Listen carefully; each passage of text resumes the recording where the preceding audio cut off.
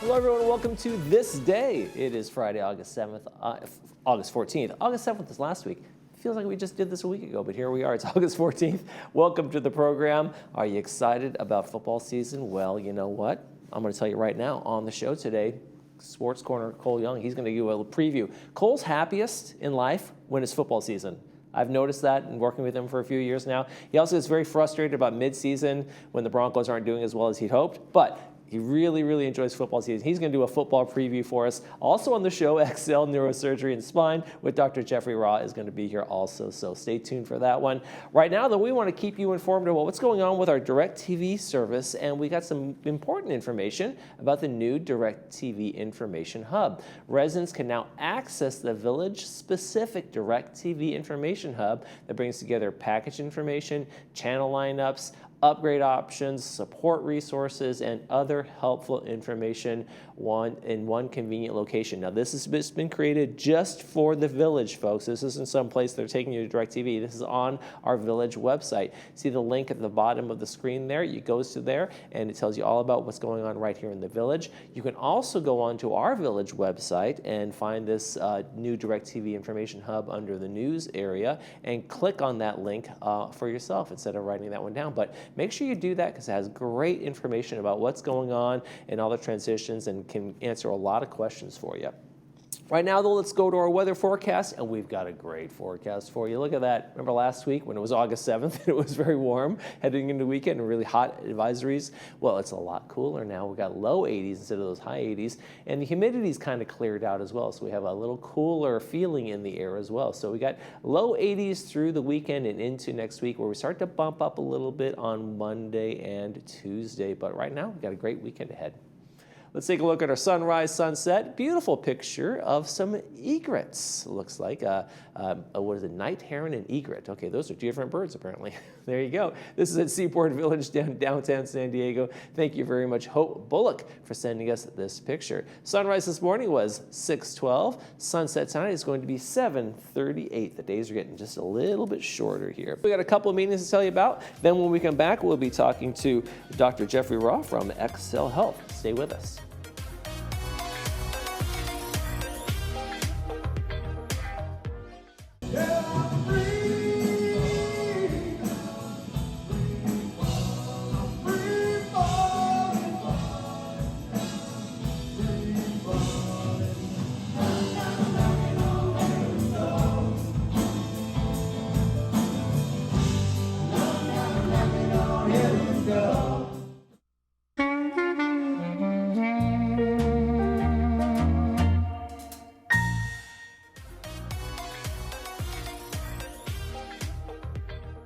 From XL Health, I want to welcome Dr. Jeffrey Rowe to the program. Thanks for joining us again. Thank you for having me. My first time talking to you, but Bree's talked to you before. So we're going to talk about your spinal surgeries and what your practice does. What does it primarily do there?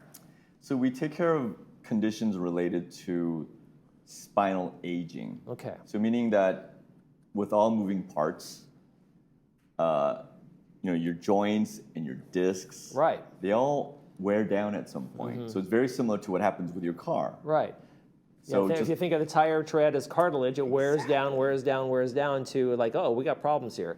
That's exactly right. So it'd be like, the tire tread's wearing down, or your brake pad's wearing down, and your oil kind of getting a little bit low. So what do you do when you have a problem like that? Well, my dipstick hasn't touched oil for a long time, I'll tell you that now. Yeah, I remember the day when we used to do that kind of stuff, right? Exactly. But like we typically recommend getting tune-ups, because we're not saying that you can actually reverse the effects of aging, but there are new cutting-edge technologies that will now allow us to sort of slow down the process of aging and also help with the things that may sort of impede a person from actually living their normal lives. And specifically, I'm talking about in the spine, neural compression, or anything related to pinching of the nerve. You've probably heard the term sciatica. Right, oh yeah. So a sciatic nerve is a large nerve that goes in the back of the leg, and it's really a confluence of the lower lumbar and upper sacral nerve roots going down into the leg. And so when a patient experiences compression of those nerves, they can get a feeling of the That nerve pain shoots down my leg? shooting right Okay. down that leg. Okay. So when you have that type of neurologic type of feeling, it typically means that the nerves are getting pinched. And so what we can do is go in there with an ultra minimally invasive outpatient procedure Okay. in order to take the pressure off the nerves. Now, how is your approach different than a typical maybe spine surgery or something like that approach at another doctor's office? Sure, and that's how we all kind of trained as either during our medical school or residency or fellowship. The most traditional way of actually approaching the spine is an open approach. Okay. And what that means is you literally open up the spine. And I don't know if you've ever filleted a fish before.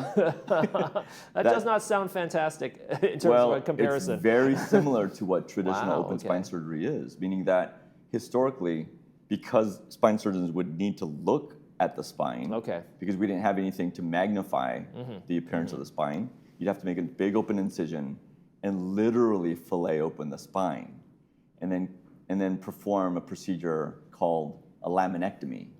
And a laminectomy is, historically, that's what we used to do for patients with stenosis or pinching of the nerves. But now we have very sophisticated ways of putting in high definition cameras through tiny little incisions. Okay, that was getting me to my next question. How are Yes. you doing without being able to see? Because this is a very fine kind of a surgery. This isn't just like I is. think I'm in the right spot. When we're talking about your spine, your nerves running down there, and your ability to be able to walk and move around. That's exactly right. So instead of using our eyes directly to look at the patient's spine, we can actually make these tiny little poke incisions Okay. and put in these high definition cameras in order to actually see the spine underneath the skin. Why does the incision size make a big difference? If it's a small incision versus maybe one just a little bit larger, what is in terms of recovery or pain or what's going on there? Yeah, so the size of the incision reflects sort of what we call the iatrogenic injury that we do in getting down into the spine. And before, we just didn't have any other way to do it. We just didn't know any other method to go into the spine that was less destructive. But using these less invasive techniques, we can actually go in there without having to disrupt the normal soft tissues that are there, meaning that the tendons and ligaments and the soft tissue structures that are supposed to help support the spine, you don't disrupt them. Okay. So it's much better for the patient at the end of the day. So if I come in there as a patient and maybe I'm having sciatica, I'm having some lower back pain, how do I know I'm a candidate for a procedure that you can do as opposed to maybe a different surgery altogether? Sure. So, the evolution of these type of techniques is really similar to what's happened in other surgical fields. Like if you had a gallbladder that was inflamed, or you had an appendix that was inflamed that needed to be taken out. So the gold standard now is laparoscopic, where you make a tiny little incision, you put a camera in there, and the surgeon will then do their work. Right. Before, it wasn't like that. So I actually did a general surgery internship, and during my training, we did mini open or open surgery or laparotomies. And the same thing with like sports medicine. I'm an orthopedic surgeon, but I primarily do spine surgery. But my colleagues in sports medicine, historically, they would make big open incisions to look at the joints. But now they can actually put in tiny little cameras into the joints, and it's much better because it's all outpatient after that. Now you say it's outpatient. So what is the recovery time? If I go in on a Tuesday morning and am I walking Tuesday afternoon? Yes. You're walking in and you're walking out. Wow. So, and what about inflammation, aftercare? Can I start playing basketball the next day? no. We don't recommend that. Okay. But what we do recommend is that you walk in, have the procedure, and most of the procedures last maybe 1 or 2 hours. Oh, wow. And then you're in the recovery room for about another hour, and then you just walk out from there. But we do recommend just kind of take it easy for the first month, so you can do all the walking that you want to do, and then at 1 month we start some physical therapy, and then slowly start getting the patient back to their normal activities after that. So it's a process. You're walking, you're okay, you're pretty much all right, but you're in the limit for the first month or so in terms of just making sure that everything heals right. And what do the post-operative kind of checks back with you look like? Yeah, so the first thing that we'll do is we'll do a wound check to make sure that the incisions are healing okay. And to tell you quite honestly, because of the fact that we make these tiny little incisions, there's very little blood loss. The chance for infection are very, very low because of the fact that we're not really exposing the everything underneath the skin. And so we typically tell our patients, like, the day after the procedure, you can start taking a shower, for instance.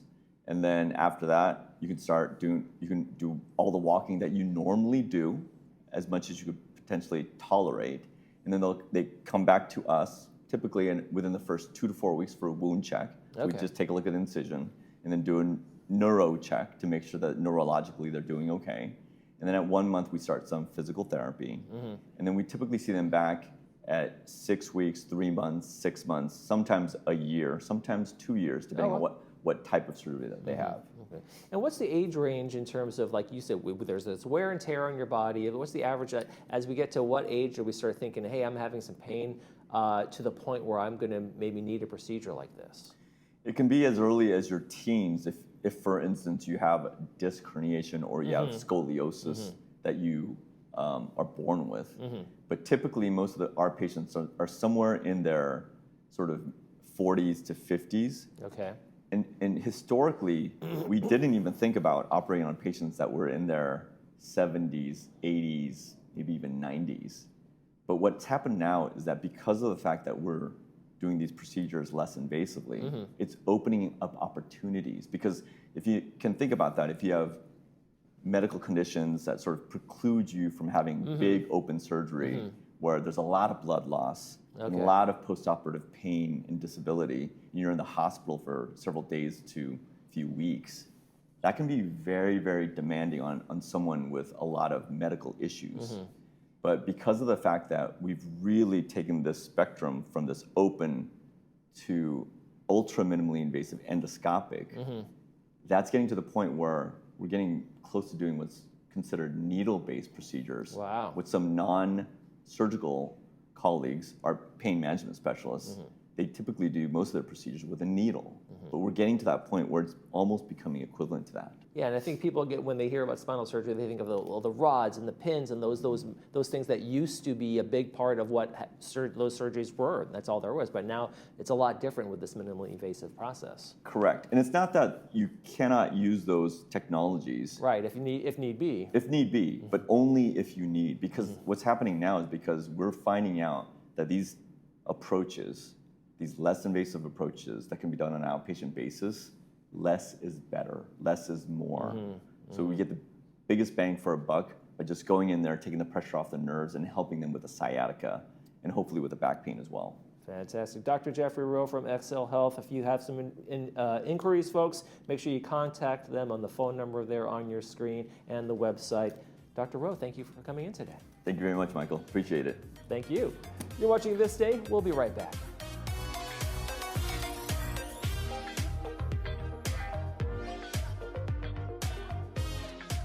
If you're living with spinal stenosis, sciatica, or any other spine issue, you're not alone. And you do have options. Our minimally invasive procedures mean most patients are walking just hours after surgery. Call XL Health today and let's talk about what we can do for you.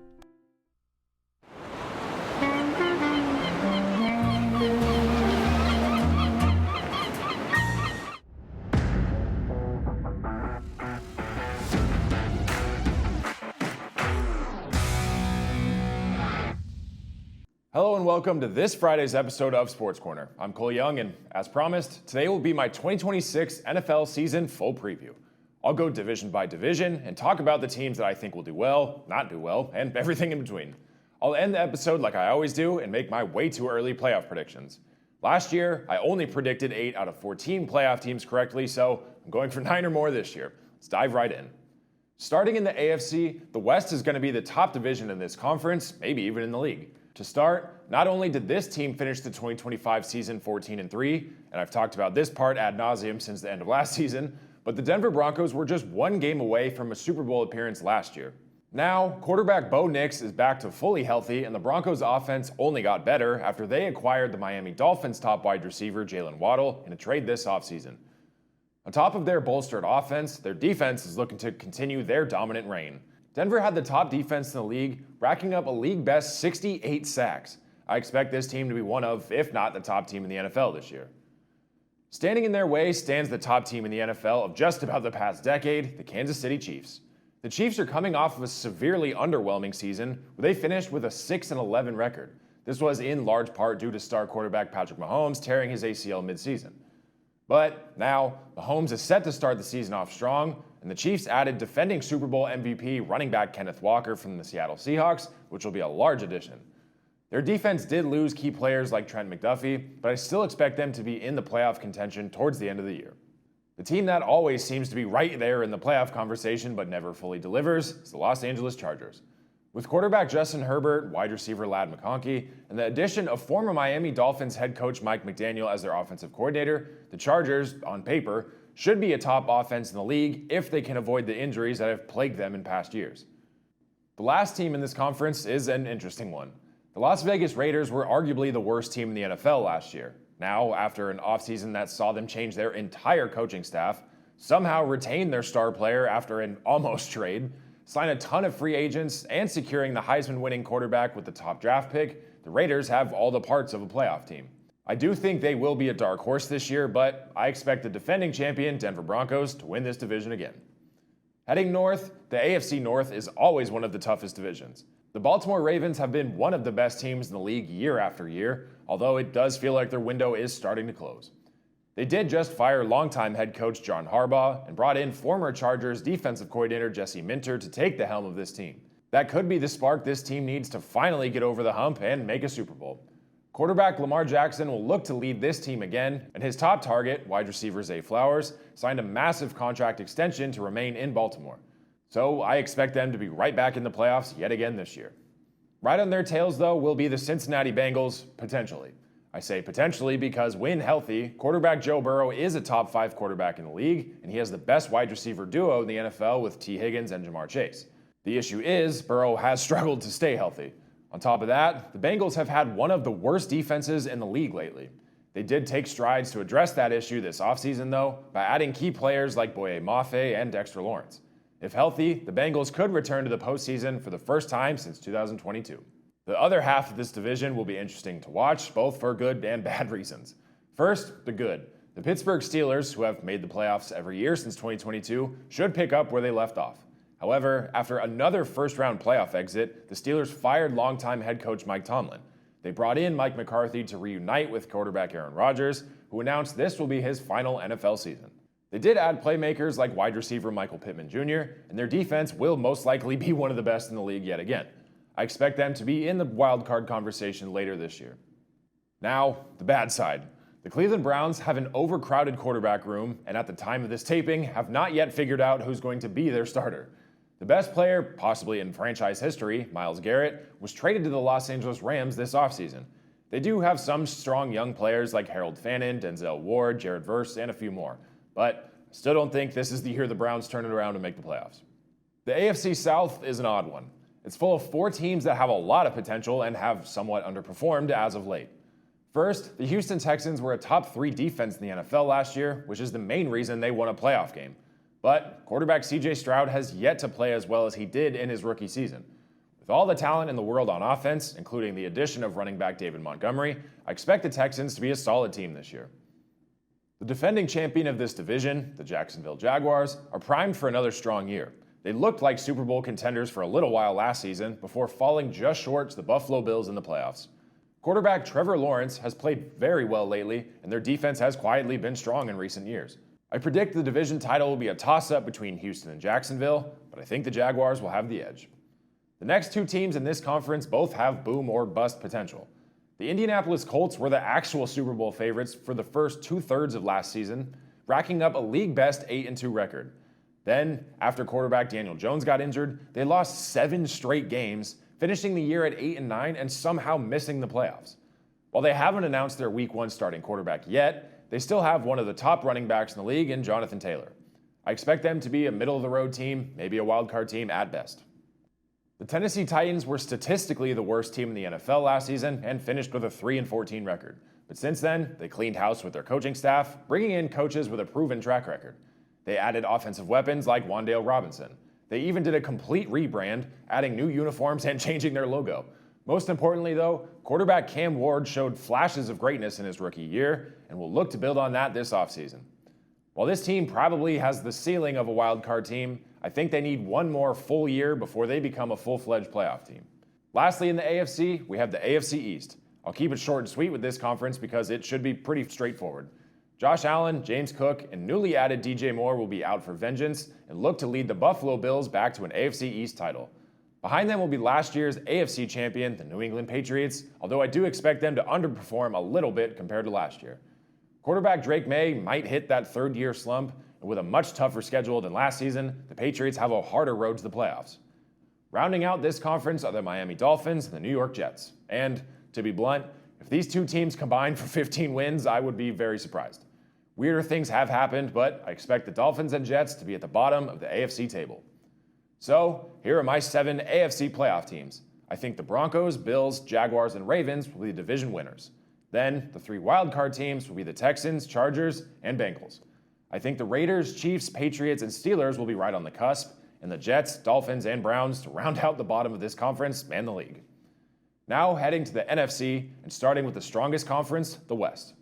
The Los Angeles Rams were 1 game short of a Super Bowl appearance last year, where they fell just shy to the eventual Super Bowl champion Seattle Seahawks. Matthew Stafford is coming off of an MVP season, and their defense added one of the best players in the past decade in Myles Garrett. On top of that, they added Trent McDuffie to their secondary, and it looks like defensive tackle Aaron Donald is going to come out of retirement to rejoin the Rams. To put it simply, the Rams will win this division, this conference, and on paper, they should win the Super Bowl. In their way, though, stands the defending champion Seattle Seahawks. While they did lose a lot of key players from that Super Bowl run like Kenneth Walker and Boye Mafe, I still expect them to be contenders late in this season. If Sam Darnold can continue his hot streak with top wide receiver Jackson Smith and Jigba, this team will be dangerous yet again. Then, as always, the San Francisco 49ers are right back in the conversation. With Brock Purdy, Fred Warner, Joey Bosa, Christian McCaffrey, and George Kittle back in the lineup, this team always has a shot. However, they have been absolutely cursed with injuries in the past few seasons.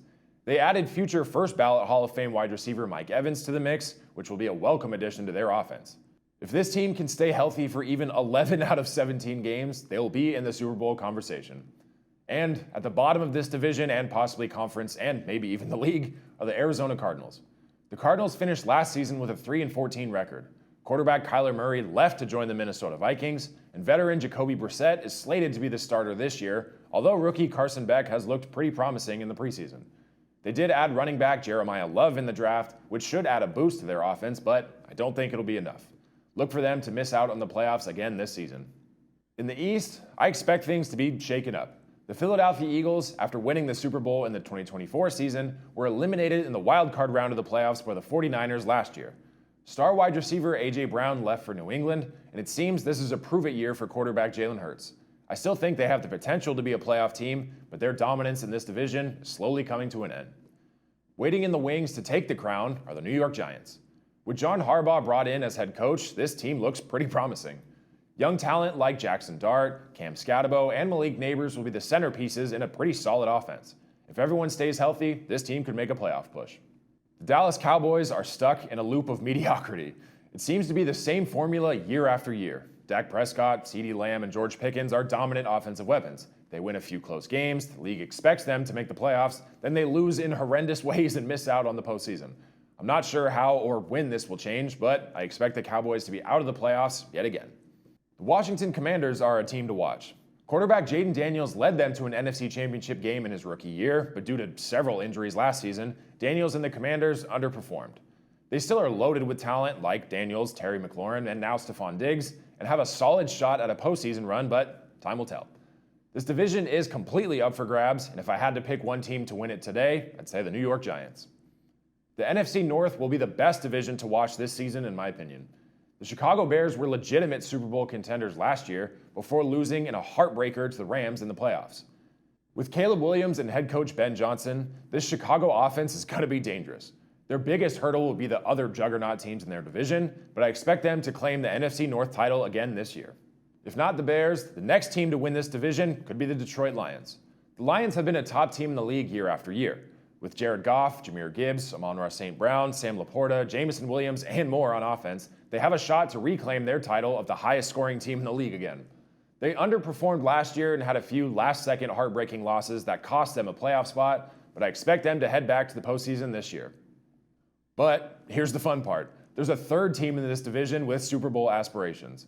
For the first half of the year last year, the Green Bay Packers were favorites to win a title. Jordan Love, Tucker Kraft, Josh Jacobs, and more were a dominant offense. Newly added edge rusher Micah Parsons led a top-tier defense, but Kraft and Parsons went down with season-ending injuries, and the Packers didn't look like the same team down the stretch. Now, with everyone back healthy, the Packers will look to be a Super Bowl contender yet again this year. Rounding out this division are the Minnesota Vikings. The Vikings struggled to find their identity last year, with quarterback J.J. McCarthy struggling in his first full season. Now, Kyler Murray from Arizona has been named the starter, and with weapons like Justin Jefferson, T.J. Hawkinson, Jordan Addison, and more, this offense has the ability to return to the success it once had. Head coach Kevin O'Connell is one of the best in the league, and I think the Vikings will be a solid team this year, possibly even earning a wildcard spot. Then, I'm calling the NFC South the division that someone has to win it division. In years past, the Tampa Bay Buccaneers have been the top dog of the South. Now, with Mike Evans leaving, Vita Vea and Baker Mayfield possibly playing their last snaps in Tampa, and overall turmoil in the front office, the Bucs have the odds stacked against them this year. But with young talent like Emeka Egbuka and Jalen McMillan, they still will be a strong playoff contender. And nobody in the NFL plays better than Baker Mayfield when he's angry, so I think he will have an explosive season. My dark horse for the 2026 season is the New Orleans Saints. Just looking at their record last season, you might think I'm crazy. Under head coach Kellen Moore and rookie quarterback Tyler Shuck, the Saints began coming into form down the stretch. They acquired young talent like Travis Etienne and Jordan Tyson, and I think this will be an exciting offense. They have a legit shot to take the division title. Last year's winner was the Carolina Panthers. Bryce Young led this team to a playoff appearance and came within inches of upsetting the Rams in the wildcard round. I think they have a solid roster and a strong team overall, but they're either very hot or very cold. Still, they could win a division and earn a playoff spot. Lastly, the team that I think has the lowest shot of the playoffs is the Atlanta Falcons. With offensive weapons like Bijan Robinson, Drake London, Kyle Pitts, and more, this team on paper should be scary. Their current quarterback battle is between Michael Penix and Tua Tagovailoa, both of whom had not so great years in 2025. I expect the Falcons to be towards the bottom of the conference and possibly even the league. So, for the NFC, here are my playoff predictions. The division winners will be the Bears, Saints, Giants, and Rams. The three wildcard teams will be the Lions, Seahawks, and the 49ers. This conference will be very closely contested. The Panthers, Packers, Vikings, and Buccaneers will all be just on the cusp and could find their way into the postseason. To summarize, the 14 teams I predicted to make the playoffs are the Broncos, Bills, Jaguars, Ravens, Texans, Chargers, Bengals, Rams, Bears, Saints, Giants, Lions, Seahawks, and the 49ers. Time for my biggest prediction. I think for the 2026 season, the Super Bowl matchup will be between the Los Angeles Rams and the Buffalo Bills. I've made this exact prediction before, but I think these are the top two teams. Rounding out the top four will be the Broncos and the Bears. Come February, we'll see how close I was. That's going to do it for this week's episode of Sports Corner. Remember, the NFL season begins on Wednesday, September 9th, and be sure to come right back next Friday for more news, updates, and highlights from all across the sports world. I'm Cole Young. Have a great weekend. We'll see you next time.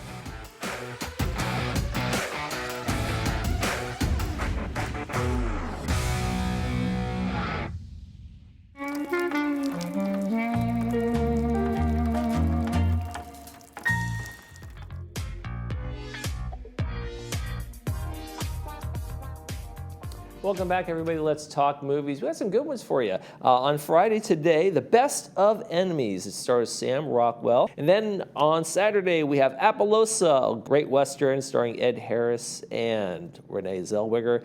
All right, folks, that's going to do it for this edition of This Day. I'm Michael Taylor. For all of us here at Village Television, we hope you make this day a great one.